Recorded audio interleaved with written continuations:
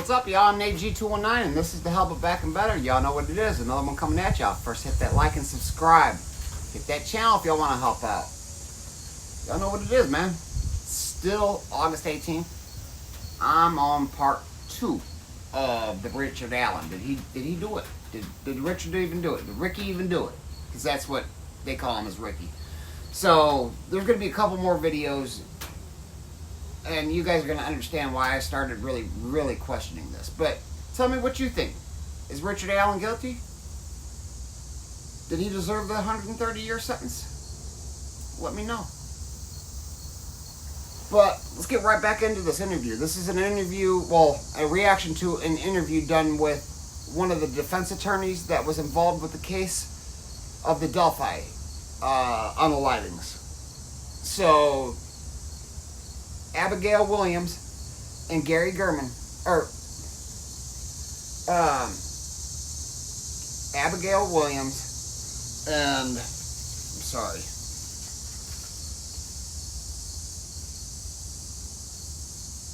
Libby German. I'm sorry. Abigail Williams and Libby German in February of 2011 were found unalived. One of them was an apparent unclothed, and the other one was wearing the other girl's clothing. So Richard Allen had apparently had even contacted the police because he had self-admittedly been on these trails that evening at some point, the previous day, the day that they were believed lives had been taken.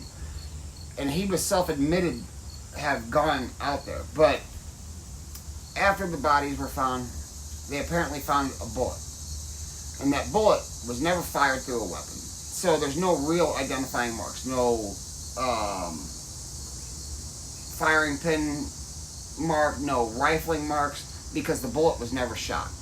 It was only to click, cycled through a firearm.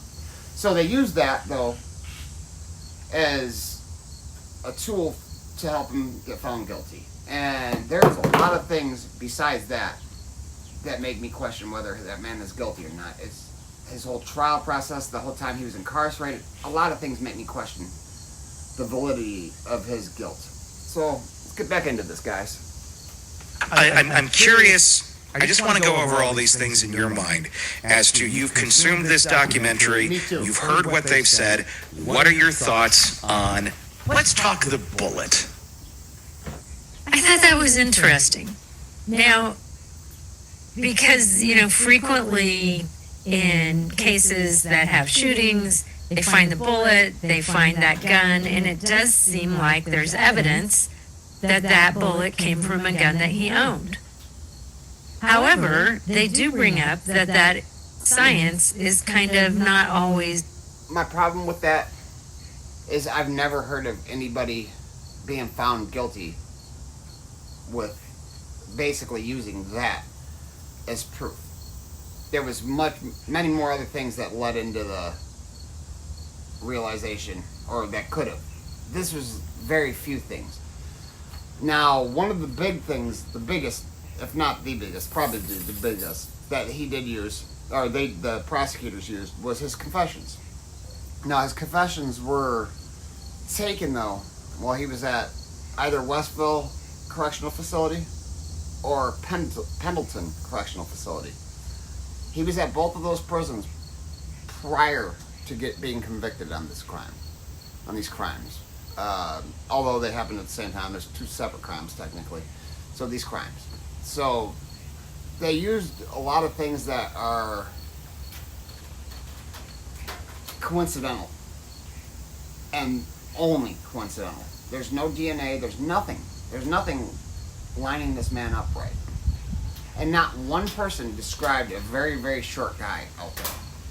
They said it was him. They said it was Richard Allen. Now, he came with a few different descriptions. He looked like a man in his 20s, kind of stocky. None of them said he was a short guy. So, a guy that is 5'5" or under, he's short forever. Doesn't matter what man he comes across. Another short guy sees that little short guy coming. Hey, we're 2 short guys. That's what they're going to say. basically, because I've seen it time and time again. That's just how it works, guys. So, yeah, they used some bullshit to convict this man, but they convicted him. So this man's now sentenced to 130 years. Did he do this crime, though? I'm getting more and more confused every time I look into it. It's 100%.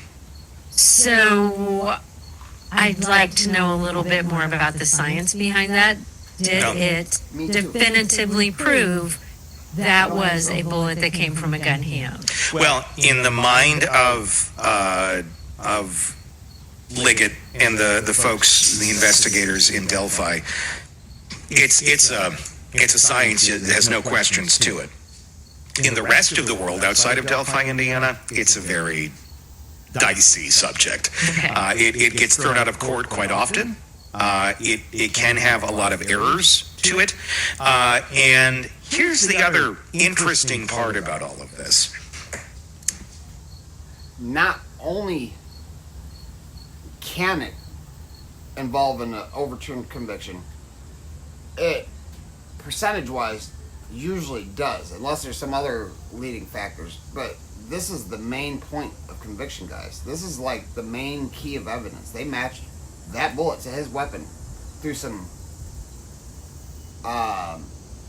Phantom of the Opera type shit. Like, you can't do that. Like, most people that have looked into any real crimes have at least heard of barrel riflings or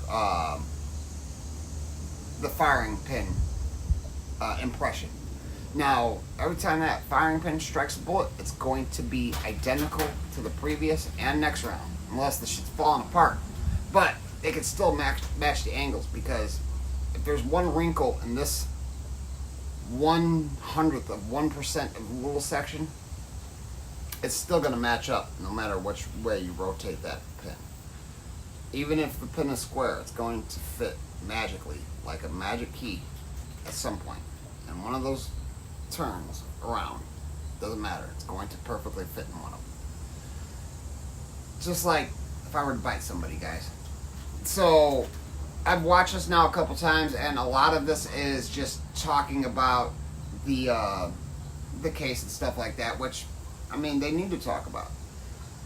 But do you think, with what you have heard, and I'm going to link this in the description of the video, this whole interview that I'm reacting to is going to be linked along with their name. I'm sorry, guys, I do forget things, but you guys have me mesmerized in this, because these are things I've been thinking since they started putting this man in trial and reading just the evidence they got. Like, how can you convict this man on this? This is why Indiana has so many people incarcerated that are not guilty of the crimes. I know of one that did 25 years, another one that's serving life. And never once should they have been a suspect, let alone convicted of the crime. The description of the suspect, not it close. One of them was a white man, the other one was a light-skinned black man. Or it was vice versa, what the damn person convicted of it was. My boy D did 25 years already. He already served 25 years of his life behind the walls of Indiana for a crime he did not commit. Obadiah ben Yisrael, born Christopher, it doesn't matter, it's not part of the story today. But Obadiah, my whole life I thought that white guy was in prison for it. Nope. Black guy.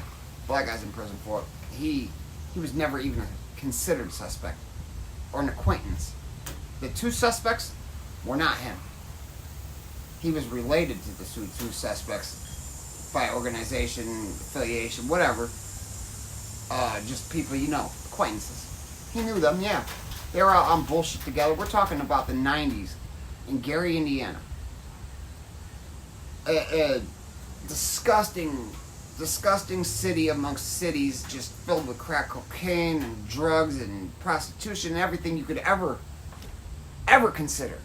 Everything Chicago's got, and then some, because we're not on the map and shown like everywhere else is in this country. Gary, Indiana's still in this very hidden area. People avoid at all costs. People from all over this world will avoid that few mile square block. all across. All across this world. I've met people in Sweden. I want to see Chicago, but don't take me through the bad parts. Okay. Okay, so you want me to, like, float down to the few good parts of Chicago and then float back out? That's what you want me to do? Because that's what we're going to have to do if you want.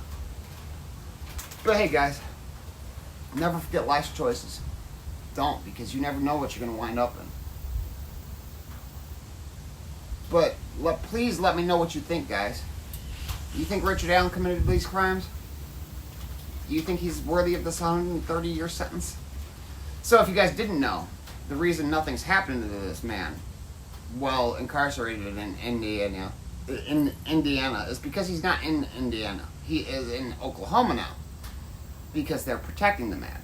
Probably because they don't truly believe he did it. That's what I'm thinking, because I could not say guilty beyond a reasonable doubt by what I read, heard, nothing at all. The more I hear, the less I believe that he's guilty, guys. But hey, never forget life's choices, and always remember, guys, hit that like, hit that subscribe, hit that channel if you want to help out. Remember, if they ain't hating it, you ain't making it. Peace.